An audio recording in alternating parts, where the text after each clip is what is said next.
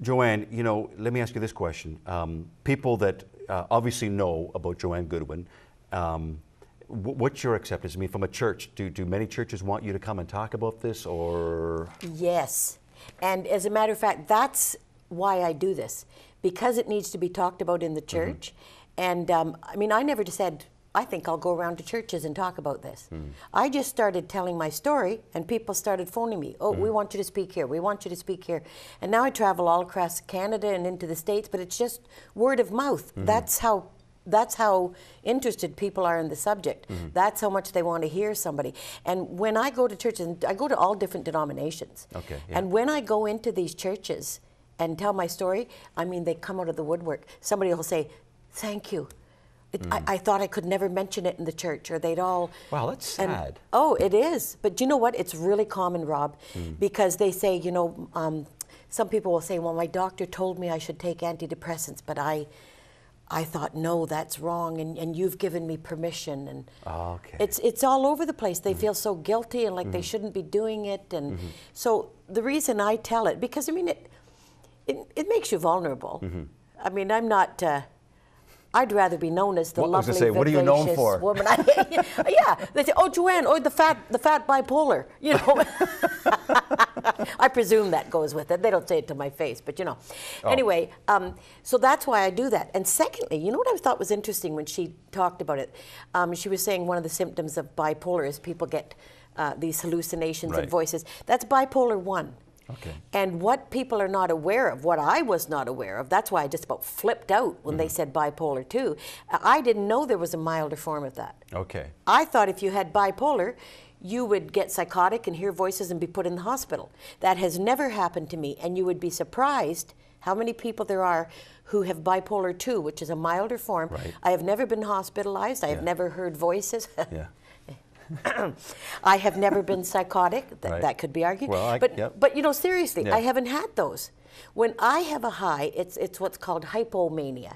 I just have enough of a high to I get things done. I can write a song. I can you know, accomplish things. But it's never been problematic. I have had low clinical depressions, long-lasting deep depressions, but I have never had the other. And there's a lot of us around. People who have bipolar 2 and don't go through that, and so you would be surprised. Yeah, it's amazing. And what I want to do, in April we're going to get you in just a second, but I want to throw in just another brief clip on Laura, because what it talks about is Laura had clinical depression, went, and she's going to tell the story real quickly, but went and basically experienced God's healing power. And we do believe in God's healing power, but I want to show this clip to let you know that that's the ultimate. But if that doesn't happen to you as an individual, it doesn't mean that God doesn't love you. It just means, you know what, for whatever reason, you take your medication and be normal in that state, and if it's God's will, in His wisdom, He will. But this is what she experienced, and you know what, and we will pray that God will touch you where you are. But I just want you to watch this short clip on Laura giving a bit of her testimony and how God did something incredible in her life regarding clinical depression. Watch this. Do you think any part of this was a spiritual attack? Yes, and let me tell you something. Here I was going to come on this show and say, yes, I've been healed of depression, and guess what happened to me last month? I got so depressed, I couldn't even go to the grocery store because I was afraid I'd break into tears at any moment. And I called my good friend, and she said, you just have to go back on the depression medication.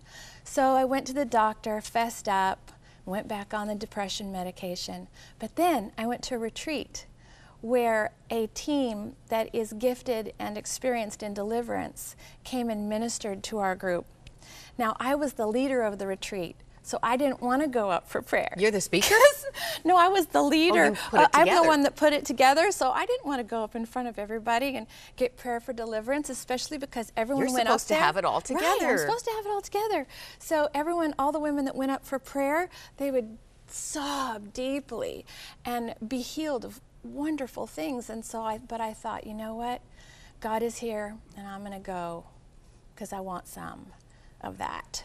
So I went, and they laid hands on me, and I realized God just started bringing to my mind that I had fallen back into those old patterns, because yes, the chemical depression takes us a little way, but then we get into habits of thinking because of the chemical depression.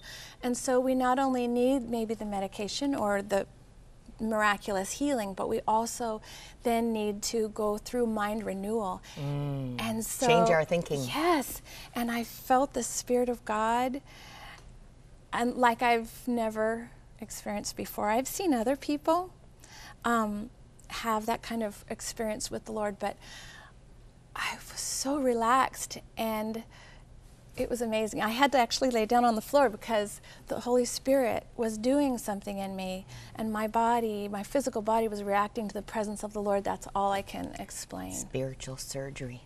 It was. Fantastic. And I'm not advocating to anyone to go off their medication, of course, and to always check with their doctor, but I don't need my medication anymore. I felt completely different instantly, and I have maintained that a different confidence and strength in the Lord ever since. So yeah, there is definitely an element of deliverance, you might call it, which just means having the Lord free you from some things.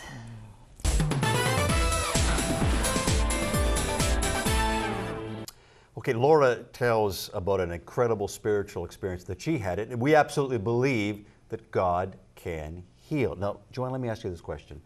Knowing this for, I guess, you were 40 when you now I'm realized 58. this? Now you're 58, so almost 20 years. Yeah. Have you ever prayed for God to heal you? Oh, yeah. Yeah. I really have, and I have longed for it because I have to take medication every day for the rest of my life. I don't like that. But I haven't been healed. And you know, I know people, like we just heard from was it Laura? Yeah. How God had healed her. And I've heard of other people who have been healed. And I think, oh, and I long for that. But you know, I know people too who have been healed of cancer, who have been healed of other things. Yeah. And then I also know really godly, wonderful people who have died of cancer. Yeah.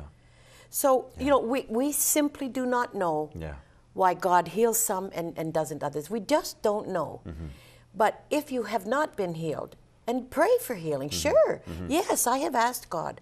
But if He has not healed you, there's no sin in taking your high blood pressure medication, or your wearing your glasses, or taking your mood stabilizers, you know, like. Absolutely. And being wise in it as well, because as Laura said, you know, she would not, and what we're saying, and please understand that don't go off your medication. You know, don't pray for healing and think, well, okay, God, I want you to heal me, so I'm not going to take my medication, and crazy things happen. Now, if you honestly believe God has touched you and you have been healed, talk to your doctor and say, I think there's been a change and I don't need the medication. And then let the doctor slowly wean you off of it, because some medications, if you just stop cold turkey, you'll get very ill. So let the doctor wean you off of it, see how you are, and if you're not well, go back on, like under a doctor's supervision.